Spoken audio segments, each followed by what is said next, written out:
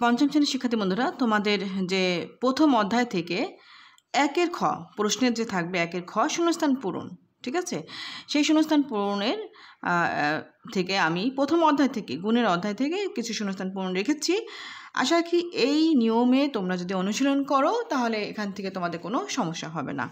দেখো, 1 নম্বর আছে শূন্যস্থান পূরণ, গুণ্য সমান গুণফল, খালি ঘর গুণক। এখানে দেখো, গুণ্য সমান কি, গুণফল এবং গুণক কি করতে হবে, কোন চিহ্ন বসবে, এই সূত্র আমরা কিন্তু জানি, গুণ্য সমান গুণফল ভাগ গুণক। তাহলে এখানে কি চিহ্ন হবে, ভাগ। তোমরা উত্তরে ভাগ চিহ্নটা লিখে দেবে। এবার দেখো, 145 গুণ 101 সমান খালি ঘর, মানে এটা শূন্যস্থান। তা এটা কি হবে, তাহলে এখানে আমরা জানি এটা গুণ্য গুণ গুণক সমান কি গুণফল, তার মানে এই দুটো আমাদের গুণ করতে হবে। এই দুটা গুণ করে আমরা গুণফল নামাবো। এখানে গুণ করে পেয়েছি আমরা 14,645। এরপর দেখো, 525 গুণ শূন্যস্থান অর্থাৎ খালি ঘর সমান 21,000। এখন এটা হলো গুণ্য গুণ গুণক, এই দুইটা গুণ করে আমরা গুণফল পাবো, এটা গুণফল, তাই না? যেহেতু গুণ্য আছে গুণফল আছে, গুণক নাই, সেক্ষেত্রে আমরা কি করব, গুণক বের করার জন্য আমরা গুণফলকে গুণ্য দ্বারা ভাগ করব। তাহলে ভাগ করলে আমরা এই দুটো ভাগ করে আমরা 40 পাই, ঠিক আছে? এটা মনে রাখবা যে কী করতে হবে, এটা জানলেই তোমরা অঙ্কটা সমাধান করতে পারবা। এটা ভাগ হবে, আমরা ভাগ করে 40 পেয়েছি।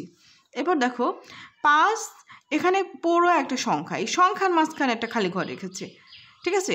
এই সংখ্যার মধ্যে একটা অঙ্ক নেই, তাহলে এই সংখ্যাকে গুণ করি যদি 100 দ্বারা, এই সংখ্যা গুণ 100 সমান হয় 5,82,900, 5,82,900। এখন এক্ষেত্রে এই দুটো গুণ করে এটা পাবো।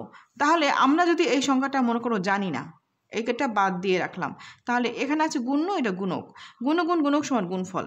তাহলে গুণফলকে যদি আমরা এই গুণক দ্বারা ভাগ করি তাহলে কিন্তু আমরা গুণ্যটা পাবো। তাহলে এই সংখ্যা আর এই সংখ্যা ভাগ করে আমরা কোন সংখ্যাটা পাই, আমরা সংক্ষেপে যদি 100 দ্বারা এটা ভাগ করি তাহলে আমরা কত পাই জানো?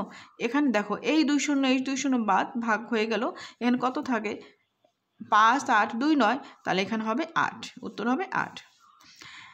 এরপর দেখো, 1 বক্স মাস্কের মূল্য 225 টাকা হলে এরূপ 180 বক্স মাস্কের মূল্য ড্যাশ টাকা। এখন আমরা জানি একটি বক্সের মূল্য দেওয়া থাকলে 180 বক্সের মূল্য কত হবে, গুণ হবে। তাহলে এই 225 180 গুণ করলে আমরা পাই 40,500, ঠিক আছে?